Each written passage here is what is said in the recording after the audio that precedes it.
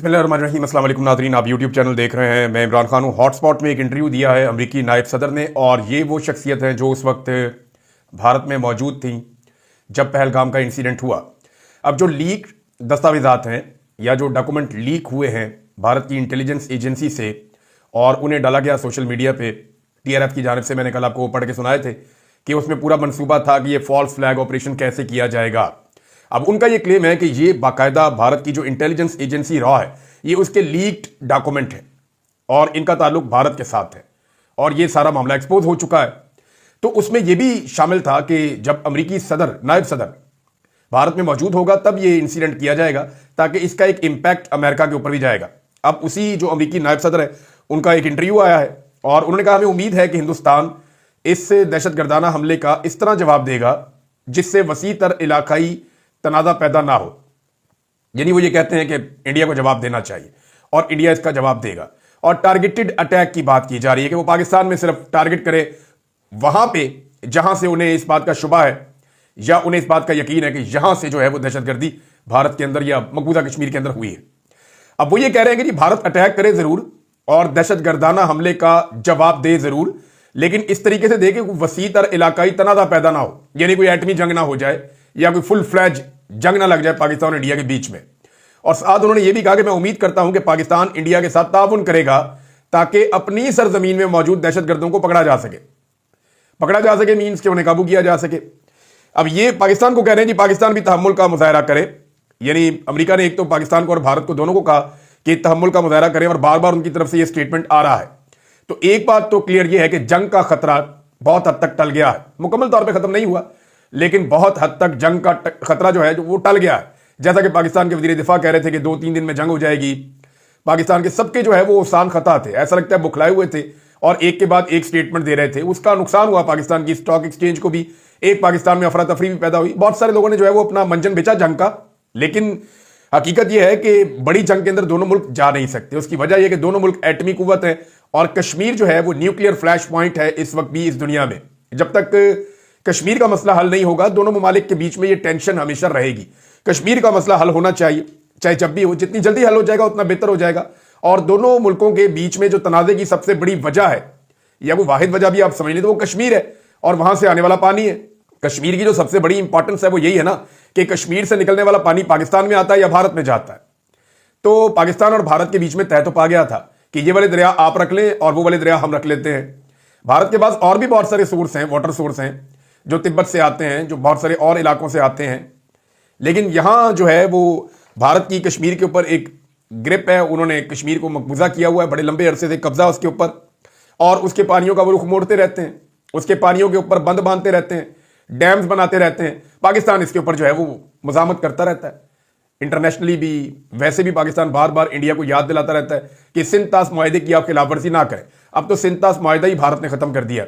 अच्छा, पाकिस्तान ने इसके ऊपर एक और बड़ा इंपॉर्टेंट स्टेप लिया है कि वो इस मामले को इंटरनेशनल लेवल पर भी लेके जा रहा है। और दूसरा, पाकिस्तान सिंध-तास मुआहदे के मामले को भारत के साथ उठाएगा हर लेवल के ऊपर। और एक और चीज जो पाकिस्तान ने ऑफर की है, ये बड़ी जबरदस्त चीज है।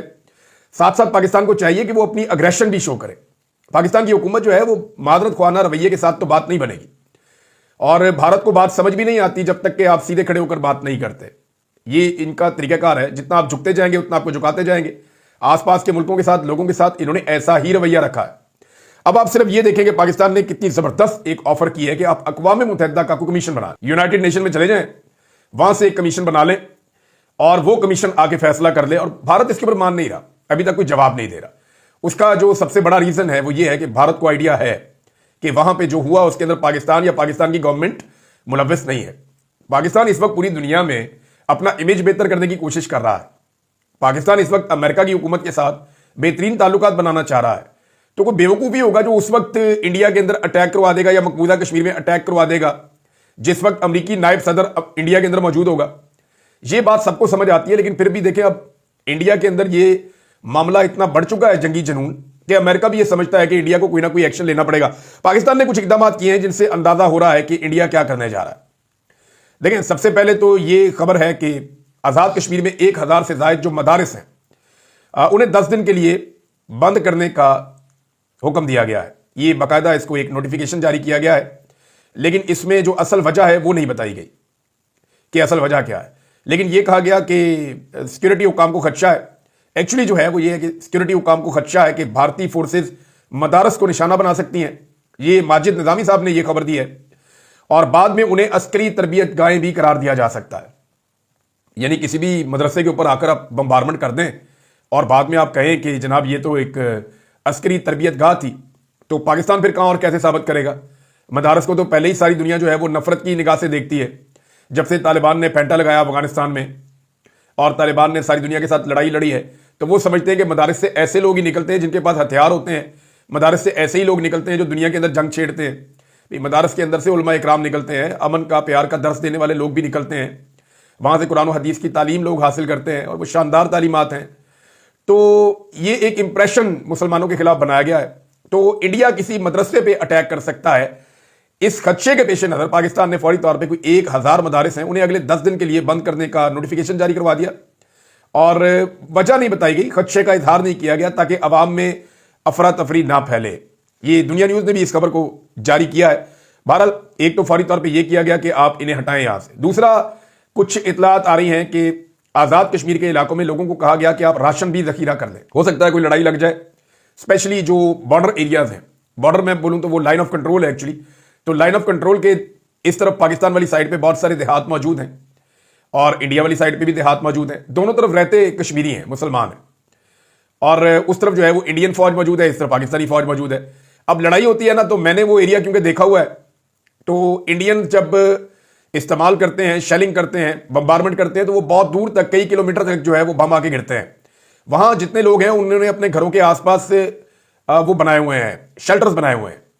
अपने घरों के आसपास जो है वो छुपने के लिए कमीनगाहें बनाई हुई हैं, ताकि अगर किसी वक्त खुदा ना खास्ता जंग लगती है या उन्हें छुपना पड़ता है या किसी जगह पे अपने आप को फौरी तौर पे बचाना पड़ता है, क्योंकि देखें घर के ऊपर अगर आकर शेल गिरता है तो उससे बहुत नुकसान होता है, पूरे के पूरे घर तबाह हो जाते हैं। लेकिन वो जो स्पेशल स्ट्रक्चर्स बनाए जाते हैं इस मकसद के लिए, मोर्चे नमा, वो अवाम के लिए भी बॉर्डर के इलाकों में बनाए गए हैं। मैं उसको कवर कर चुका हूं, मैंने दिखाया भी है। आप जाकर सोशल मीडिया पे या यूट्यूब पे सर्च भी कर सकते हैं। इसके ऊपर बाकायदा मैंने वीडियोस की थी जब मैं जीएनएन में काम कर रहा था कि बॉर्डर के इलाकों में किस तरीके से वहां के रहने वाले शहरियों ने हुकूमत की मदद से या फौज की मदद से या अपनी मदद आपके तहत किस तरीके से उन्होंने अपनी छुपने की जगह बनाई है कि अगर खुदा न खास्ता कोई हमला होता है तो फौरी तौर पे ये लोग अपने आप को और अपने बच्चों को लेकर कहां पहुंचेंगे। तो वो जगह वहां पे आसपास बिल्कुल घरों के साथ साथ बनाई हुई है और वो फौरी तौर पे वहां पे पहुंच जाते हैं जैसे ही गोली चलती है या जैसे ही शेलिंग होती है। तो एक तो ये वहां पे बंदोबस्त किया जा रहा है कि जनाब आप कुछ राशन वाशन भी जखीरा कर लें, 10 दिन के लिए मदारस बंद कर दिए गए हैं। ये है जनाब सूरत हाल। दूसरा, अमेरिका ने जो इशारा दिया उससे पता चलता है कि भारत ने अगर कुछ किया भी तो ऐसा नहीं है कि कोई जंग लगने जा रही है। यानी जो कहानियां सुनाई गई पाकिस्तानियों को वो तो नहीं होने जा रहा। ये ज्यादा से ज्यादा एयरफोर्स की एक लड़ाई हो सकती है।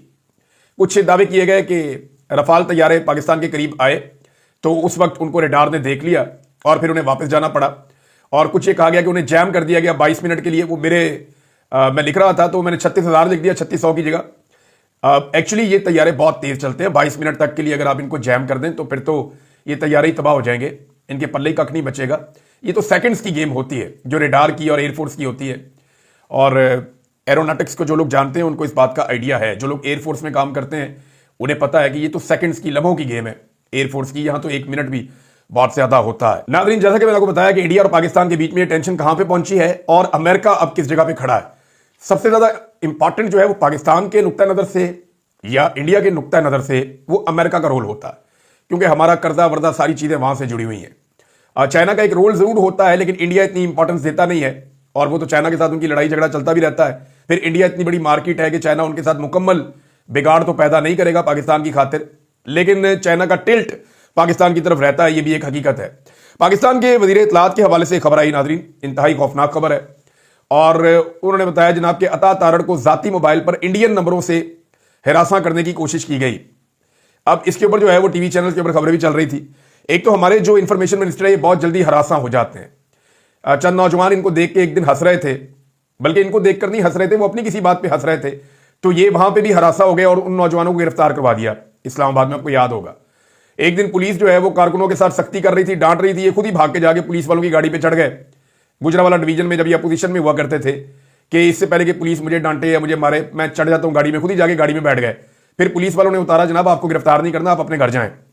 तो ये बहुत जल्दी हरासा हो जाते हैं। हमारे इंफॉर्मेशन मिनिस्टर बड़े नाजुक से आदमी हैं, तो इनकी जो है वो हिफाजत के लिए स्पेशल बंदोबस्त करना चाहिए। नाज़रीन, पाकिस्तान में और इंडिया में जंग का माहौल बना, लेकिन इसके बावजूद जो पाकिस्तान के ISPR के तराने हैं या वो जो नगमे बनाए जा रहे हैं, उन प्रोडक्शंस के ऊपर अभी भी उनका काम नहीं चल सका।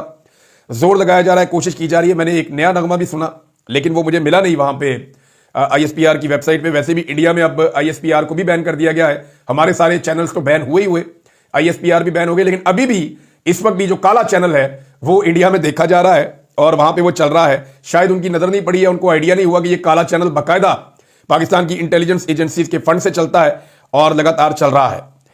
उमर अयूब साहब ने नाज़रीन एक बहुत बड़ा इंकशाफ किया है, ये मैं अब आपके सामने रखने जा रहा हूं। ये खबर जब मैंने पहले पढ़ी तो मुझे यकीन भी नहीं आ रहा था कि ये मामला इस तरीके से है। देखिए, खबरें तो थी, लेकिन अब पाकिस्तान के अपोजिशन लीडर कह रहे हैं और पूरे यकीन से कह रहे हैं, तो मैं आपको बता देता हूं। जो उन्होंने ट्वीट किया वो अंग्रेजी में है। मैं आपकी आसानी के लिए, बहुत सारे लोग नहीं अंग्रेजी समझते, तो मैं बता देता हूं कि वो एक्चुअली क्या कह रहे हैं। उमर अयूब साहब ने कहा कि यूक्रेन और रशिया की जो लड़ाई हो रही है उसमें यूक्रेन रोजाना की बुनियाद पर 4000 से 7000 तक 155 mm के जो आर्टिलरी शेल्स हैं वो चलाता है। ये शेल मारता है रशिया को 155 mm के। ये बड़ा तगड़ा हथियार है और ये इंटरनेशनली बहुत सारी जंगों में ये इस्तेमाल होता है। ये रोजाना रशिया को 5000 या 4000 से लेकर 7000 तक शेल मारता है यूक्रेन, ये उनकी आर्मी इस्तेमाल करती है। जबकि दूसरी जानिब जो रशिया इस्तेमाल करता है वो 20,000 तक आर्टिलरी के शेल्स पर डे इस्तेमाल करता है। ये जो एक शेल है ना, इसकी जो कीमत है या इसकी जो लागत है एक शेल की, ये उमर अयूब साहब बताते हैं कि लगभग $3000 का ये एक है, यानी $2900 का ये एक शेल है। नेटो ने डिमांड की थी 1922 में, शहबाज शरीफ साहब की हुकूमत थी और उस वक्त की इनकी जो केयर हुकूमत बनी थी बाद में, वो भी इन्होंने जो अप्रोक्सीमेटली जो शेल्स फराहम किए हैं यूक्रेन को, यानी पाकिस्तान ने यूक्रेन को हथियार फराहम किए हैं रशिया के खिलाफ इस्तेमाल करने के लिए। इमरान खान की पॉलिसी यह थी कि हमने इसमें न्यूट्रल रहना है, हमने बिल्कुल हथियार नहीं देने, हमने इस लड़ाई का हिस्सा नहीं बनना। रशिया और यूक्रेन की लड़ाई में हम ना रशिया के साथ होंगे ना यूक्रेन के साथ होंगे। तो इमरान खान साहब ने तो ये हथियार नहीं देने थे, लेकिन आपको पता है कि हथियारों का धंधा या जंग का धंधा वो बड़ा कारोबारी जबरदस्त किस्म की कारोबार है एक, और उससे बहुत मुनाफा होता है। मैंने आपको पहले भी बताया था। तो जनाब पाकिस्तान ने $850 मिलियन का असलहा फराहम किया यूक्रेन को, उमर अयूब साहब के बकौल, और ये अप्रोक्सीमेटली बनते हैं 2,93,104 शेल्स। यानी पाकिस्तान ने 2,93,104 शेल्स जो है वो फराहम किए यूक्रेन को, जो पाकिस्तान के पास थे। और अगर यूक्रेन रोजाना के हिसाब से 155 mm आर्टिलरी शेल्स 5000 भी चलाता रहा एवरेज से, तो पाकिस्तान ने लगभग 2 महीने का सामान उन्हें मुहैया किया कि 2 महीने आप शेल्स चलाते रहे तो सप्लाई जो है वो 2 महीने की सप्लाई पाकिस्तान की जानिब से गई है। अब सवाल यह पैदा होता है, उमर अयूब साहब ने जो आखिर में सवाल उठाया वो ये है कि अब इंडिया के खिलाफ हमारे पास कितने शेल्स बाकी हैं, ये उन्होंने सवाल उठाया। क्योंकि वो ये कह रहे हैं कि जब भी जंग होती है तो जो सबसे क्रूशल चीजें होती हैं या सबसे ज्यादा जिन चीजों की जरूरत होती है जंग में इंडिया के खिलाफ, वो 3 चीजें हैं। नंबर 1 अल्लाह रब्बुल इज्जत की मदद, नंबर 2 एयरफोर्स, और नंबर 3 आर्टिलरी। ये 3 चीजों की आपको जरूरत होती है कि ये शेल आपको चाहिए होते हैं, एयरफोर्स आपको चाहिए होती है। और वैसे भी लड़ाई जो है वो नॉर्मली ऐसा लगता है कि एयरफोर्स की ही होगी। भारत ने एयरफोर्स में बहुत इन्वेस्टमेंट की है, उन्होंने एयर डिफेंस सिस्टम में भी बहुत इन्वेस्टमेंट की है गुज़िश्ता 5-6 सालों में, और पाकिस्तान ने भी इस शोबे में काम किया है। भारत ने रोला ज्यादा डाला है, पाकिस्तान खामोशी से काम करता है। देखते हैं कि इस दफा अगर कोई बार का होता तो किससे कामयाबी मिलती है। नादरीन, खुदा खुदा करके नवाज शरीफ साहब का एक स्टेटमेंट आया है, लेकिन स्टेटमेंट आप पहले सुन लें। कोई उम्मीद बांधने से पहले मियां साहब ने कहा कि कौमी इत्तेहाद और यकजहती के लिए पार्लियामेंट का किरदार काबिल तहसीन है, तमाम सियासी जमातों का यक जबान होना खुश आइन है। मियां साहब ये धांधली के ऊपर यक जबान नहीं हुए। आप यास्मीन राशिद से इलेक्शन हार गए हैं, इसके ऊपर अभी भी ये तनाजा मौजूद है। ये सिर्फ और सिर्फ इंडिया के खिलाफ इकट्ठे हुए पाकिस्तानी, क्योंकि सारे पाकिस्तानी जानते हैं कि इंडिया जारहियत करेगा या बम फेंकेगा तो वह बम ये नहीं देखेगा कि ये पीटीआई वाला है या नून लीग वाला है या पीपल्स पार्टी वाला है या जमात इस्लामी वाला है। वो आकर दड़ल गिलना है बम ने, और उसने जब फटना है तो उसने नहीं देखना कि किसका, सबके खून का रंग एक है, सब एक ही मुल्क के रहने वाले हैं। तो अपने जो दुश्मन के खिलाफ तो सारे इकट्ठे ही होंगे, लेकिन जो कुछ आपने पाकिस्तान में किया उसके ऊपर कौम बिल्कुल मुत्तफिक नहीं है। लेकिन एक और चीज है जो मियां साहब से बिल्कुल इस बात की तवक्को थी कि मियां साहब ने स्टेटमेंट दिया, बिल आखिर मियां साहब बोले, लेकिन इसके बावजूद मियां साहब ने अपने यार, अपने दोस्त नरेंद्र मोदी के खिलाफ कोई एक लफ्ज भी नहीं बोला, ना भारत के खिलाफ ना नरेंद्र मोदी के खिलाफ मियां साहब ने कोई एक लफ्ज नहीं बोला, हालांकि उन्हें बोलना चाहिए था। अब मियां साहब के हवाले से जो है वो एक और दावा भी है मेरे पास, और मैं ये दावा आपके सामने रखता हूं, फिर एक खबर भी आपको देता हूं। ये अब्दुल बासित साहब हैं और वो ये फरमाते हैं कि 10 अप्रैल 2016 को हमारी कुलभूषण यादव को सजाए मौत सुनाई गई हमारे मुल्क में। 2016 में नवाज शरीफ वजीर आजम थे, कुलभूषण यादव को पाकिस्तान में सजाए मौत सुनाई गई और मई के महीने में भारत आलमी अदालत इंसाफ में चला गया। यानी अप्रैल में कुलभूषण यादव को सजाए मौत सुनाई गई और मई में भारत आलमी अदालत में चला गया। पाकिस्तान को उसका बाइकआउट करना चाहिए था, लेकिन पाकिस्तान ने उसका बाइकआउट नहीं किया, बल्कि पाकिस्तान आलमी अदालत में भारत के पीछे पीछे चला गया और उस वजह से आज हमारे हाथ बंधे हुए हैं। पाकिस्तान कुलभूषण यादव को सजाए मौत नहीं दे सकता। अब ये इसके पीछे मियां नवाज शरीफ साहब का बाकायदा हाथ था, क्योंकि 2016 में नवाज शरीफ साहब की हुकूमत थी। नवाज शरीफ साहब को भारतीय दोस्तों ने कह दिया था कि कुलभूषण यादव को सजाए मौत नहीं होने देनी है आपने। मियां साहब ने कहा जी जो हुक्म। उसके बाद मियां साहब की हुकूमत ने और उस वक्त की एस्टेब्लिशमेंट ने मिलकर फैसला किया और ये भारत के पीछे पीछे आलमी अदालत इंसाफ में चले गए। हालांकि आलमी अदालत इंसाफ में अगर आप ना जाना चाहें तो आप ना जाएं, आप उसको कबूल ही ना करें। ये जब तक दोनों फरीकैन नहीं जाते तब तक वहां पे केस चलता ही नहीं है, लेकिन यह मौका दिया गया। इमरान खान के हवाले से नाज़रीन, क्योंकि बहुत इंपॉर्टेंट एक खबर है, राणा सनाउल्लाह साहब ने तस्दीक कर दी उस बात की जो हम बड़े लंबे अरसे से कह रहे हैं। यानी लोग इसको मानते नहीं हैं, लेकिन अब राणा सनाउल्लाह साहब जो खुद हुकूमत का हिस्सा है, वफाकी हुकूमत है, उन्होंने इस बात की तस्दीक की कि पाकिस्तान तहरीक इंसाफ के लोग कह रहे हैं, सवाल उनसे पूछा गया कि इमरान खान साहब को रिहा किया जाए और उन्हें मुशावरत में शामिल किया जाए कौमी यकजहती के लिए। तो इस पर राणा सनाउल्लाह साहब ने कहा कि इमरान खान ना रिहा होने को तैयार है ना बैठने को तैयार है, आप बताएं हम इनका क्या करें। देखिए, एक तो राणा साहब हुकूमत की इतनी औकात ही नहीं है कि वो बैठ के कोई बात कर सके। हुकूमत तो इमरान खान साहब की मुलाकात नहीं करवा सकती उनकी बहनों से या उनके रिश्तेदारों से या उनके साथियों से या उनके वकला से, बल्कि हुकूमत आलाकार के तौर के ऊपर मरियम नवाज और एस्टेब्लिशमेंट मिलकर वहां पर रोकते हैं बाकायदा कि मुलाकात हो ना जाए। दूसरी बात यह है कि इमरान खान बैठने को तैयार है, बात करने को तैयार है, लेकिन जो बाइख्तियार लोग हैं उनके साथ बात करने को तैयार है, लेकिन वो डील नहीं करना चाहता। प्रॉब्लम यह है कि वो ये कहता है कि बातचीत करो मेरे साथ, मसले का हल निकालो, लेकिन मुझे कोई डील नहीं चाहिए। इमरान खान कहता है कि मैं नवाज शरीफ नहीं बनना चाहता और ना मैं कभी नवाज शरीफ बनूंगा। इमरान खान की कोई भी बातचीत हुई तो ये याद रखिएगा कि आखिर में यह प्रोपेगेंडा किया जाएगा कि इमरान खान भी अब नवाज शरीफ बन गया है। यानी अब जो इमरान खान के मुखालिफिन के पास आखिरी हल बचा है, आप अंदाजा कीजिए कि नवाज शरीफ साहब किस लेवल पे पहुंच गए हैं। वो आखिरी हल ये है कि इमरान खान को नवाज शरीफ करार दे दो कि नवाज शरीफ तो बर्बाद हुआ, इमरान खान को भी बर्बाद करवा देते हैं, तो एस्टेब्लिशमेंट के साथ मिलकर कुछ ना कुछ करके अपना इक्तदार बचाकर रखते हैं। लेकिन इमरान खान इस पर बांध नहीं रहा। अब इमरान खान के पास तीन रास्ते हैं इमरान खान के पास। या तो वो नवाज शरीफ बन जाए, पहला रास्ता, जिससे इमरान खान साहब ने इनकार किया कि नवाज शरीफ मैं नहीं बनूंगा। इमरान खान के बाद दूसरा रास्ता यह है कि वो जेल में लंबा अरसा गुजारने के लिए तैयार हो जाए जब तक कि यह निजाम थक के इमरान खान साहब को बाहर ना निकाल दे। यह है दूसरा रास्ता जो इमरान खान साहब के पास है। तीसरा रास्ता यह है कि इमरान खान साहब अवामी ताकत से इस निजाम को शिकस्त देकर बाहर आ जाए, लेकिन इसके लिए उनकी लीडरशिप को हौसला करना पड़ेगा, उनकी लीडरशिप को तगड़ा होना पड़ेगा। लीडरशिप ने अवाम को कमजोर कर दिया, उल्टा डी चौक में ले जाते हैं लोगों को और वहां से खुद भाग जाते हैं, और ये बार बार किया। और अली अमीन गंडापुर का इसमें बहुत बड़ा रोल है। अली अमीन गंडापुर अगर बहादुरी दिखाते, दिलेरी दिखाते, तो आज सूरत मुख्तलिफ होती। अली अमीन गंडापुर एक सूबे का वजीर आला है और उस सूबे के सया सफेद का मालिक है, वहां की अवाम उसके साथ खड़ी हुई है, वो बहुत ताकतवर है। वहां पे इतना मैंडेट कभी किसी को नहीं मिला, वो जितना चाहे दबाव डाल सकता था वफाक के ऊपर, लेकिन बदकिस्मती से उसने दबाव में आना पसंद किया, दबाव डाला नहीं। हत्ता कि जिन लोगों को वो लेकर आए थे इस्लामाबाद, उनको इंसाफ तक नहीं दिलवा सके। अब 4-4 महीने की सजा हो गई है। 26 नवंबर को जिन लोगों को एहतजाज के लिए अली अमीन गंडापुर लेकर गए थे ना इस्लामाबाद, उनको 4-4 महीने की सजाएं दे दी अदालत ने। लेकिन दूसरी तरफ जो लोग कत्ल हुए उनको इंसाफ नहीं मिला, जो लोग जख्मी हुए जिन्हें गोलियां लगी उन्हें इंसाफ नहीं मिला। गोली किसने चलाई कोई पता नहीं, सीसीटीवी फुटेज कहां है कोई पता नहीं, कत्लों के मुकदमे कहां हुए कोई पता नहीं।